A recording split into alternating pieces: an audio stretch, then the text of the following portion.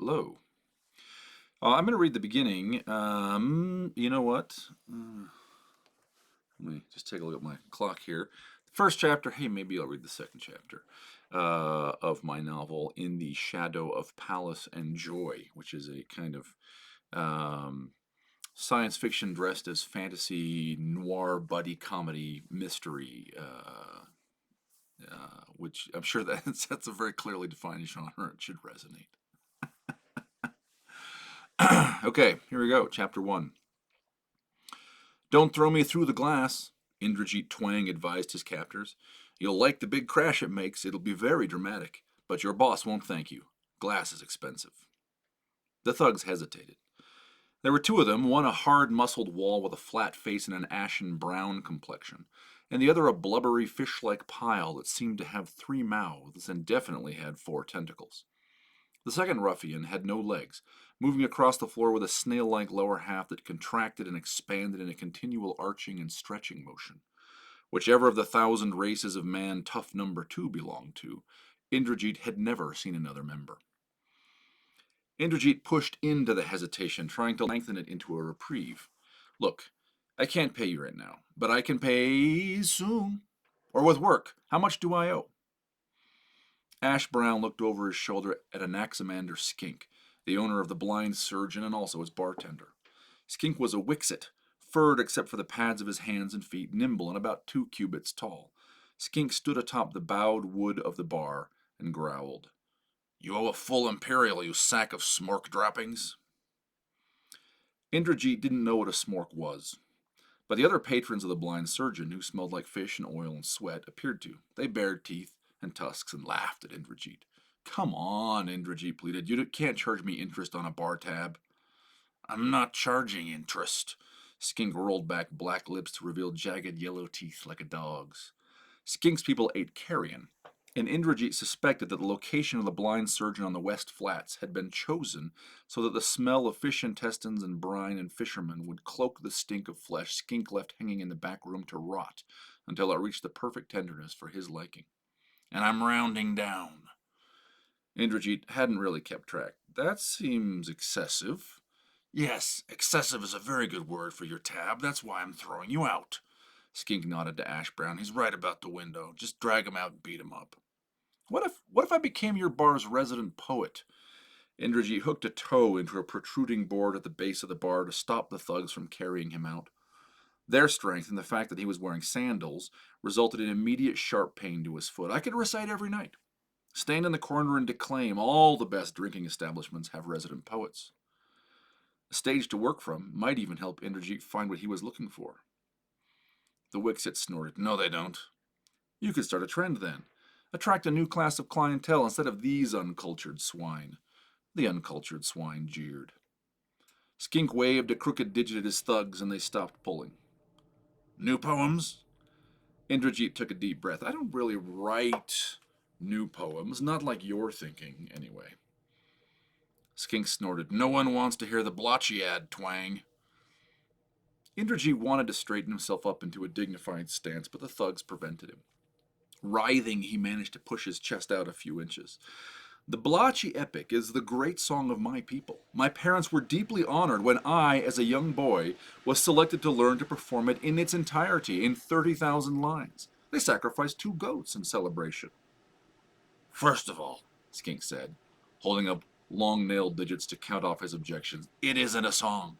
There's no music. It's just like the parts where the actors talk in high opera. Recitative, Indrajit sniffed.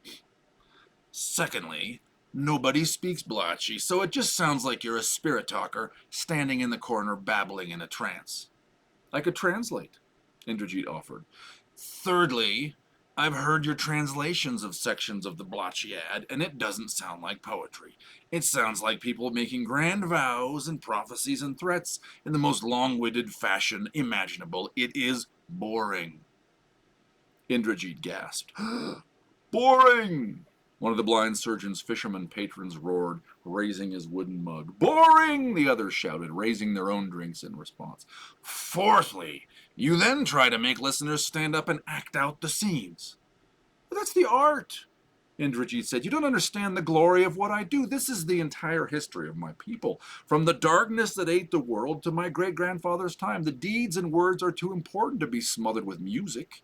And the act of emulating the historical figures and prints keep passages on the minds of listeners.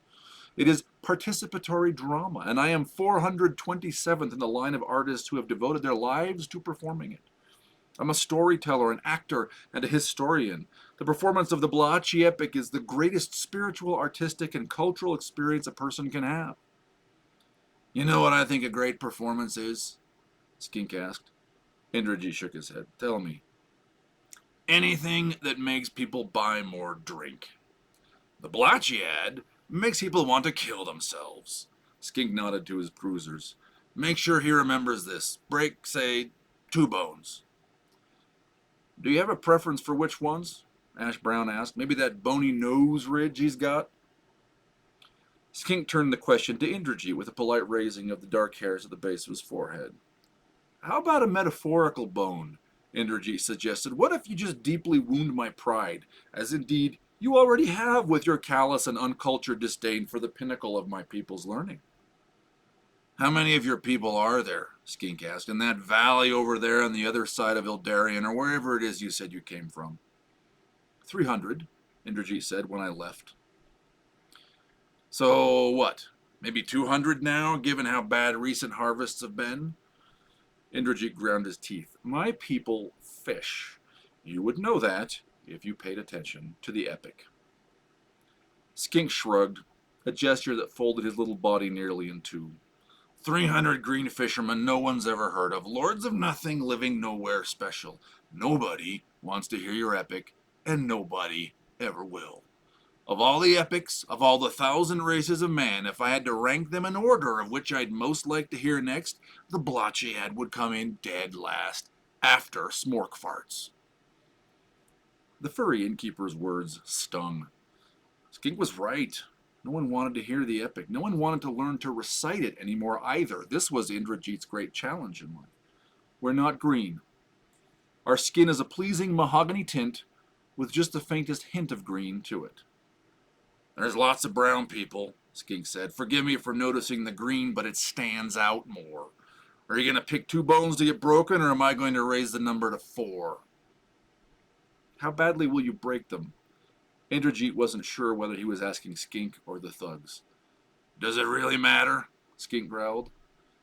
Indrajit Twang wished he hadn't sold his sword. He sighed. The left arm, upper and lower. You know what? I'm feeling generous. Just break his forearm, boys. Mind you, I want him bruised too and leave a little blood on the stones.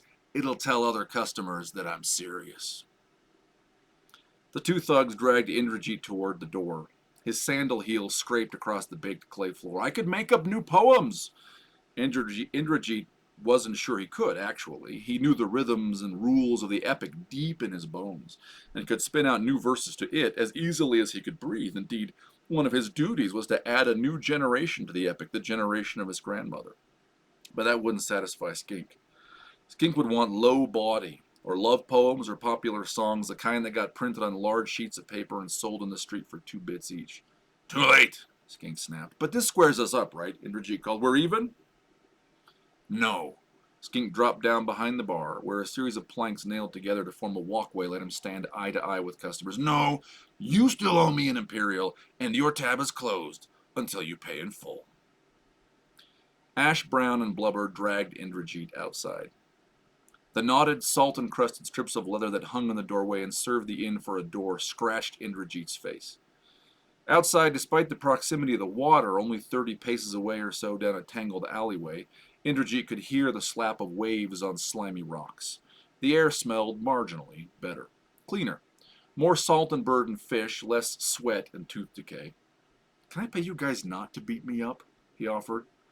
Ash Brown and Blubber hurled him to the rocks. These were wide, flat paving stones of old Kish, laid in imperial times. This close to the water, they might even be older, Druvash work, most of which was buried into the thousands of years of detritus and construction that created the sagging heap over which Kish lay slung. You can't pay Skink. How could you pay us? These were the first words Blubber had spoken. They sounded soft around the edges and slow as if he were speaking through a mouthful of water, and a thin stream of mucus dripped from his lips.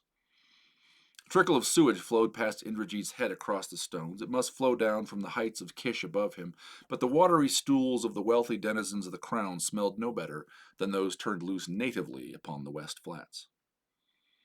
From his position lying on the ground, the two ruffians looked enormous. I could owe you. Ash Brown laughed, and then punched Indrajit in the stomach. All his breath rushed from Indrajit's lungs. By instinct, more than by skill, he kicked at Ash Brown's knees with both feet. Scoring a hit, he knocked the thug over backward and into the stream of filth. Blubber made a bass, squeaking sound. Indrajit rolled away from Blubber to climb to his feet, but found a hostile wall of hands, claws, and tentacles to meet him. The other patrons of the blind surgeon, the paying ones, stood in a beer-soused and laughing row. They grabbed Indrajit Twang and threw him back at the two thugs. Boring! The patrons yelled. Ash Brown was standing, his hand grabbing the wire-wrapped hilt of a big chopping knife at his belt. Indrajit danced to the right, wound up, and threw a punch. He hit Ash Brown in the face and dropped him to the stones. Blubber grabbed Indrajit Twang from behind with all four of his tentacles. He raised the poet into the air with sudden and surprising force, turning him upside down. As his feet left the ground, Indrajit's thoughts were ripped from the scene, and he found himself wondering three things. First, how dense must Blubber's muscles be? He was as strong as a horse, but no bigger than Indrajit himself. And if his muscles were that powerful, were his bones made of iron? And also, by what right did Indrajit think of Blubber as male? For all he knew, the thug might be a female, or intersex, or some other kind of option. And finally, was he, Indrajit Twang, 427th recital thane of the Blotchy epic, about to die of a broken back? Stop. This was a new voice, a man's baritone. It spoke with the gravel of authority, and Blubber froze. Looking down on the scene from his vantage point 8 feet off the ground, Indrajit saw that the new arrival had a retinue.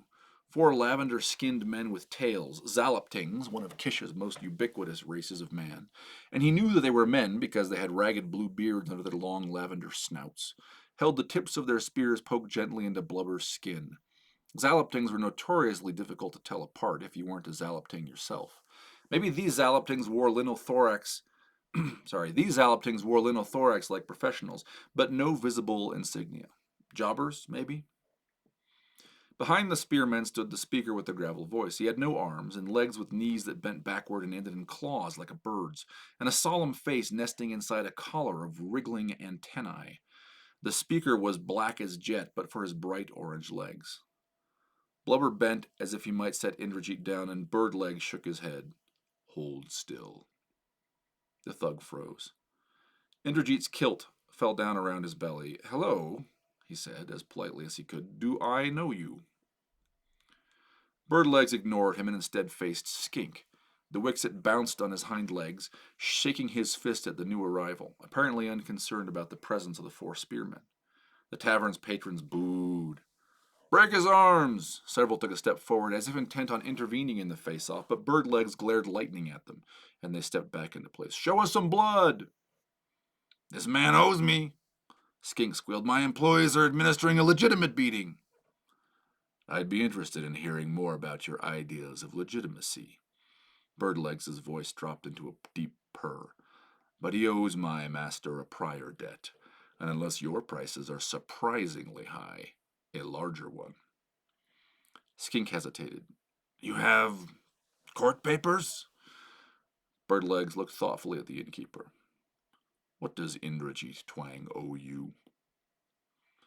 Indrajit cleared his throat. I'm happy to be on a first-name basis, but, you have me at an advantage. 2 of Blubber's tentacles gripped him around the hips, and they were cutting off the flow of blood. His feet were beginning to tingle. 2 Imperials, Skink said. Birdleg stared deeply into Skink's eyes, and the Wixit took a step back. Then the obsidian-skinned 2-legged man laughed. Meaning that he owes you half, and you told him he owed 1. Hey, Indrajit said. Skink flared his nostrils and crossed his arms over his chest. Very well. Birdlegs coughed several times. A deep, phlegmy grating sound, and then spat on the stone. The blob of phlegm struck with a soft metallic clink. You will find 3 imperials in there. My master now owns your debt. The blind surgeon's patrons, disappointed that no blood was to be shed, were shuffling back into the inn. Skink rushed to the blob of mucus and quickly extracted 3 coins, running a digit around the rim of each to check that they hadn't been clipped. Fresh from the mint, he commented. My employer is one of the lords of the paper souk, Birdlegs rumbled. He wouldn't pass light coins. The paper souk. Indrajit's heart fell. So your master is Holy Pot Diafernes, of course. Anaximander's Skink's spine went straight as an arrow, and he bounced back into his doorway. Diafernes was a risk merchant. This was a business Indrajit understood only poorly, and his one foray into the field, a brief recent stint working as a collector for Holy Pot Diafernes himself, had ended badly. He'd only managed to collect part of the debt owed to Holy Pot by Nildarian Baron's son, and he hadn't been able to bring himself to break the man's legs to encourage him to come up with the rest. Worse, though Indrajit had intended to hand what he had collected over to Holy Pot, he had failed. He hadn't intended to spend the money, but somehow the money had been spent. That was a week earlier. He'd been avoiding Holy Pot since. I see we have a friend in common. Indrajit smiled. The blood pooling in his head was making him feel dizzy. Holy Pot Diafernes is no man's friend. Not mine, and certainly not yours. Birdlegs frowned. You are summoned. If I order this man to let you down, will you go to Diafernes' office? Yes, Holy Pot and I are overdue for a meeting. You acknowledge your debt. Indrajit nodded. I pay late sometimes, but I pay. Birdlegs nodded at Blubber, who dropped Indrajit to the ground. Shaken and aching, Indrajit stood. Looking up and down the street, he saw a steady flow of traffic, fishers and merchants, but no uniforms, no one who looked like law enforcement. He stooped and took the chopping knife, sheath and all, from Ash Brown, shoving it under the rope belt that held up his kilt. Blubber murmured in protest, but did nothing. Who shall I say sent me? Indrajit asked Birdlegs. My name is Yashta Hosarian, Birdlegs said. On wobbling legs, Indrajit walked up toward the higher neighborhoods of Kish. Your tab is open again, Anaximander Skink hollered after him. Chapter 2. The cool, wet breezes of late spring blew up Indrajit's kilt and across his bare arms as he climbed the ramp from the west flats up into the spill. Higher on the knob of ruins, sewers, caves, and natural stone on which Kish perched, the spill was bounded by the east flats on the far side, and below it, into the north, the shelf. Excuse me. Like the west flats, the east flats and the shelf were all strewn with wharves, the shacks of fishermen, and the cheap dives the fishermen frequented. South and above the spill rose the crown, home to the temples of the city's 5 major gods, clinging like barnacles to the city's highest knuckle of stone, the spike. The spill itself was full of warehouses and shops of all kinds imaginable, or at least all imaginable goods that came to Kish by sea. The goods generally became more luxurious the closer one climbed to the crown. The spill's buildings did not have the elegance and wealth of those of the crown, nor yet did the spill reek of fish and dung smoke like the neighborhoods clinging to its sides. In the spill, business got done. At the top of the ramp, Indrajit turned into the gate leading into the spill. Like all his people, his peripheral vision was good. That came of having eyes set far apart in their faces, almost, some would say, on the sides of their heads. And with his excellent peripheral vision, he could see now that he was being followed. The man was a Yift.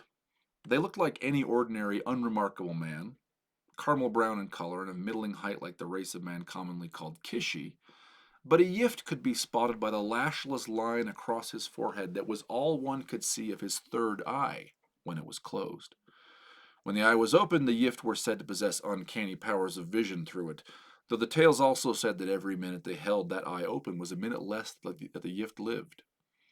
They were often employed as spies and seers by the great families, and one could find them in less exalted quarters as gamblers, hucksters, and fortune-tellers. This Yift wore a dirty yellow tunic and a loincloth, a faded purple turban with a loose length of cloth hanging down over his left shoulder, and rope sandals. Indrajit had seen the man and the blind surgeon and thought nothing of him, but now the Yift was following him. Indrajit stepped through the spill and breathed better. This was not the rarefied air of Bank Street or the Avenue of Heroes, but it was the air of merchants and burghers rather than the oozy smoke of vice dens salted with the oily stink of fish. Indrajit had been summoned to the paper souk in the northeast corner of the spill. The most direct route would follow most of the first leg of the Crooked Mile, the long street that zigged and zagged up the spill's slope to the crown. Good. This was an innocuous highway that might be taken by any traveler. Indrajit looked for an opportunity to turn the tables on his tail. His long, quick stride carried him past a cobbled square where the players of a game of street roupot threw elbows into each other's throats, kicked at each other's ankles, and pushed each other to the wall as they jostled to throw the ball through the octagonal stone goal. This was a public court, and the goal protruded from the wall of an adjacent dry goods merchant who had probably built the court to drive traffic, or perhaps to appease some god. 1,000 races of man and 10,000 gods, though, depending on whom you asked, both those numbers could be larger. Kish itself honored 5 gods above all others, 5 gods borrowed from unrelated pantheons rather than a pantheon native to the city. 5 gods, and, some said, a 6th. None of them was Bla'at, the Sea Mother. Indrajit cut across the Rupat court, earning shouts from 2 players. He smelled roasting tamarind seed pods without seeing the vendor. Ducking through an alley at the back and following it through 2 quick turns, he put himself again on the Crooked Mile, heading for the paper souk. He chuckled, let the yift try to follow him, and catch a beating from irate players. He stopped chuckling when he turned his head to look into the stall of a merchant selling polished copper idols, and saw the yift emerge from the same alley Indrajit had used. Indrajit passed a line of robed and barefooted women chanting a song he didn't know. Some kind of doom cult, probably. Kish was full of them. He bent at the knees and walked like a bird, trying to stay out of sight. A small troop of thin, short men with ragged cloths about their hips and feathers at their knees and elbows saw Indrajit and began to follow him. Their skin was a mottled gray, and they sniffed the ground as they scooted along, just a pack of scavengers looking for a meal. Indrajit ignored them. He passed a wealthy Bonayan man, surrounded by a troop of scimitar-wielding officers. The Bonayan was likely noble, judging by the profusion of astral tattoos that covered his body, and by the fact that he sat in a sedan chair carried by 4 tall pink-skinned slaves. Indrajit paced the sedan, matching his steps to those of the largest bearer, until the Bonayans turned aside. Still, the yift followed.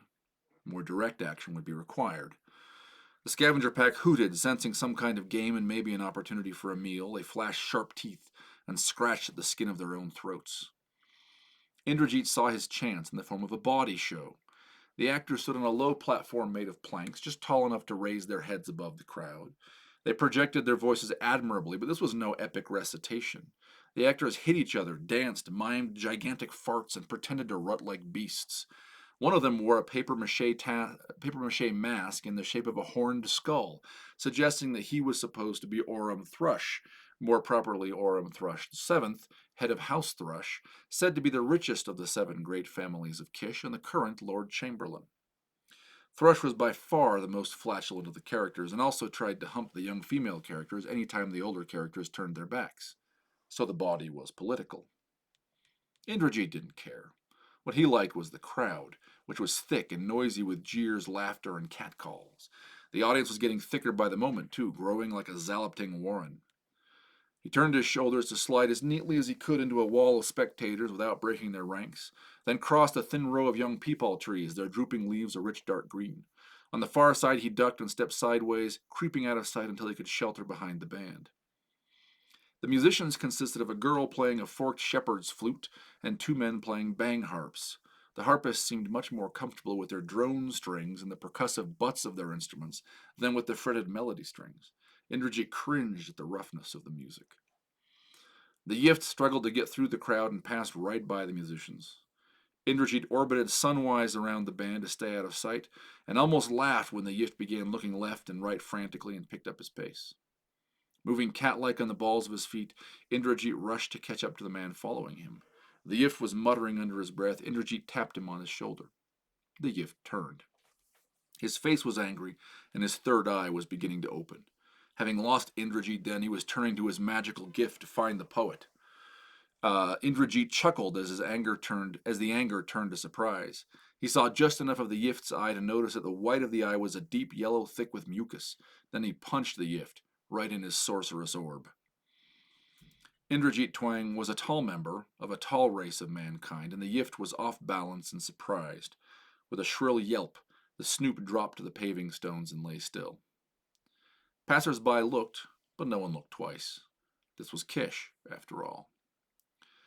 The Yift's third eye opened fully. Indrajit now saw that it had a horizontal iris like a goat's eye. Looking at that eye, he felt a trickle of sweat run down his back and an unsettled feeling in his stomach. Grabbing the Yift's turban in both hands, he yanked it down to cover the eye. "No fair watching me while you're unconscious," he said. With yelps of delight, the gray scavengers swooped down upon the Yift. Indrajit kicked two of them and then drew his knife to chase away the others. "Not for you," he called to them. The Yift had followed Indrajit, but he hadn't done anything worse than that. Indrajit dragged the unconscious man to the cluster of musicians, tossing him into their midst to keep him safe from the scavengers. The bangharp players glared and hissed, but kept playing. Indrajit resumed his walk. He picked up his pace, stepped off the crooked mile, and deliberately took alleys and byways, cutting away from the paper souk before angling back to reach it. He stopped twice at shops to pretend to examine first a saddle and then a glazed clay jar while checking for another tale. He seemed clear. Surely the Yift was Holypot's man, sent to make certain Indrajit had complied with the summons. But Indrajit needed no urging. He owed Diafernes Holypot, and he knew it. And if Holypot had wanted to make an example of him, he'd have had him killed in the street rather than summoned to a meeting. Unless, of course, he had a more excruciating fate than mere death in mind. What if he intended to torture Indrajit, then hang his corpse up over the paper souk as a warning to future employees? But no, surely Holypot had some job that needed to be done, something distasteful or dangerous enough that he preferred to call in his debt with Indrajit rather than send an employee or a more ordinary jobber. Or maybe he needed someone with good peripheral vision, or an epic poet. The paper souk was the least comprehensible of the markets in Kish, and if tales could be believed, the one through which flowed the most money. Everything traded by the merchants here sounded to Indrajit like gambling. Bets on foreign currency, bets on ownership in companies, bets on next year's prices of grain, lumber, and bronze, and counter bets to cover all the other bets. He couldn't understand for the life of him why anyone would want to trade in the paper souk unless they simply had a taste for taking blind risks. The souk itself was square, and from dawn to sunset every day of the week was full of shouting, spitting men who handed each other chits and scratched notes onto paper and with stubby bits of charcoal. The merchants who traded in the paper souk had offices in the narrow alleys around it, and so did the professionals who helped them: guards, lawyers, assessors, surveyors, scribes, porters, and risk merchants. Holypot Diafernes was one of the latter. Holypot's office was in the back room of a blacksmith's shop, allegedly so that the noise of the smith's hammer on his anvil would prevent eavesdropping on Holypot's work. Or, according to other versions of the story, so that anyone trying to negotiate with Holypot would be distracted by the loud banging. A stone bench across the alley faced the door that opened into Holypot's office and served as a waiting room. A person who came to see Holypot didn't knock or announce himself. He sat on the bench and waited for the door to open. Holypot apparently had a spell that told him when anyone was sitting there. When Indrajit arrived, a man sat on the bench. He was of average height, but of solid and muscular build. His complexion was dark brown, and he had large eyes set close on either side of a beak-like nose. His hair fell in a simple black bowl around his skull. He looked Sheba Albi, but they were copper-skinned, and this man had a Kishi complexion, maybe from Bot or the Free Cities, or some cheerful mixture of all of them. Like Indrajit, the man wore a kilt and sandals. Unlike Indrajit, he was bare-chested and heavily armed. He held a long falchion lying across his lap, a spear leaned against the wall of the building beside him, and two knives and a hatchet hung from his wide leather belt. After looking at Indrajit, the man turned his gaze down at a sheaf of paper in his hands. "Buying risk or selling it?" Indrajit asked. He wasn't entirely sure how one bought risk, really, but he'd heard Holypot use the phrase. Also, staring intently at his papers made the man seem studious, like someone who might be in the trade. The man looked up, squinted, then returned to his reading. "I'm here to see Holypot." His voice was gentle and high-pitched. "So am I. You won't mind if I sit, then." "This is Kish," the man said. "Make your own way." A few minutes passed. Cries of dismay in the paper souk turned to hoots of joy and then back to sorrow. Runners rushed to the souk with news and rushed away with different tidings again. Indrajit fidgeted. "What are you doing here?" Sorry, what are you doing there? The other man didn't budge. Just reading this fascicle. Indrajit nodded. I'm Indrajit Twang. The other man didn't look up. I'm Fix. Are you a builder of some kind? Are you a minstrel? Indrajit furrowed his brow. What? No, why would you guess that? Your name is Twang, but I'm not carrying a harp or anything, and I'm not carrying a level or a hammer or an awl, so the fact that my name is Fix shouldn't make you guess that I'm a builder. Indrajit grinned. To be fair, you are carrying a hatchet. Fix looked up, his expression mild. That's for chopping people. Indrajit nodded, then cleared his throat. Did I hear you say you're reading a fascicle? Holypot Diaphernas's door opened. The doorman emerged. Indrajit didn't know another name for him. He could call the man the Usher, only that would risk confusing him with Sigil Hawaza III, who was the Lord Usher in the same way that Orem Thrush was the Lord Chamberlain. They were the heads of two of the great families of Kish, whose ancestors, key servants of Kish's last emperor, had stepped in to impose order when the empire fell. The doorman was the most nondescript person Indrajit knew. He was brown, like most men, but of a middling hue, with bland facial features and an average height and build, a true Kishi. His hair, if he had any, was concealed beneath a faded red turban that matched the faded red robe, the sort whose upper half was arranged to resemble an aristocrat's toga. A brooch on the doorman's shoulder was a disk of baked red clay in size with a cuneiform character. Indrajit had seen documents and other objects marked with that same sign, and they'd always been associated with Holypot Diaphernase. Indrajit Twang, the doorman intoned in his sexless flat voice. Fix. Indrajit raised his eyebrows at Fix. If you have the same appointment I do, you must be a real piece of work. Fix laughed, a girlish sound deeply incongruous with the wall-like man from which it emerged. They followed the doorman into the building. Also, Indrajit said, just Fix. One name. Fix said nothing. The doorman gestured at a bead-filled doorway and stepped aside. Indrajit found that his heart was beating fast, despite his assurances to himself to the contrary. There was no guarantee that Holypot hadn't brought him here to kill him. Fix, he whispered. Does Holypot Diaphernase want you dead? Probably not. Fix walked through the bead curtain. Taking a deep breath, Indrajit followed. The room behind the beads was dark, lit by a pair of candles, genuine wax, not cheap tallow, standing on a single sconce beside the doorway. The atmosphere was further darkened by the thick smoke. Indrajit sniffed, not yip or tobacco, but also nothing else he recognized. Maybe just incense. Behind the table against the far wall, in front of another beaded doorway, sat Holypot Diaphernase. He looked tall, but that was probably just the result of his being thin.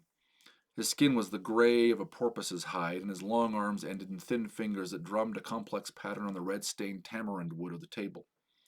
Holypot's visible face looked directly at Indrajit and Fix, golden cat-like eyes unblinking and thin lips pressed together. His long forehead, pointy chin, and pale complexion made his face resemble the crescent moon. On the left side of Diaphernase's head was a second face. Indrajit had never seen it, and didn't know anyone who had, but that side of Holypot's head was covered with a veil. Exhalations where a mouth should be lifted the bottom half of the veil rhythmically, and when it rested, Indrajit could make out the profile of a long nose and chin.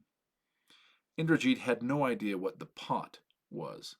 Vaguely, he thought it meant that Diaphernase was some kind of priest, although not of one of the city's 5 favorite gods. Indrajit, Holypot Diaphernase purred. Fix. I'm here because I owe you, Indrajit said, the amount I failed to return. Holypot nodded. And the amount you failed to collect, and your fee. Fine. What's the job? Fix asked. Did Fix also owe Holypot money, or was he just a regular hireling, a solo jobber? What do you know about risk reselling? Holypot's voice sounded like that of a cat about to pounce on its prey. Though his expression was mild, he had trouble pronouncing the sound B. Nothing, Indrajit admitted. Some, Fix said. Let me simplify.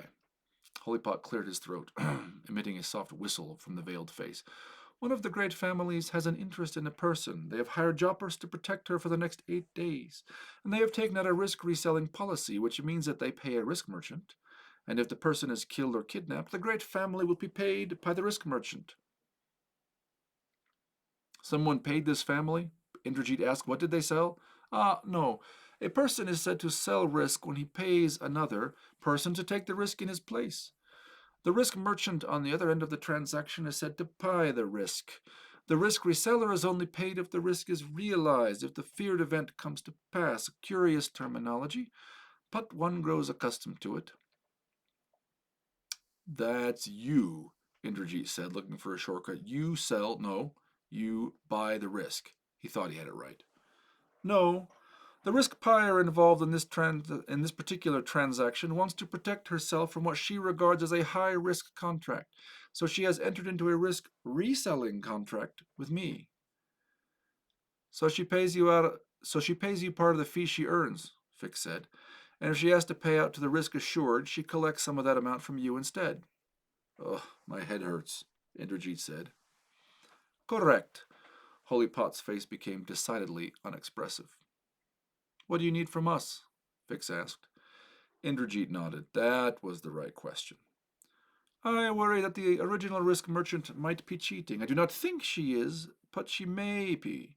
Perhaps she will kidnap this person herself, take my risk repurchasing payment from me, and then hold the person for ransom. Or the risk assured party might do that too, Fix suggested. Risk merchanting fraud. That is also a possibility, correct. Indrajit was beginning to understand. So we are going to watch the situation for the next 8 days. And if anyone tries to mess with this risk assured, or is the risk assured the who is the risk assured? You will watch the object of the risk contracts, Holy Pot, Diapherne said. If anyone tries to interfere with her, you will stop them. Does the risk merchant have jobbers at work too? Fix asked. Holy Pot nodded. Moat Gannon's crew. The handlers, Fix said. Indrajit nodded, though he didn't know anything about Moat Gannon or his crew. Why only the two of us?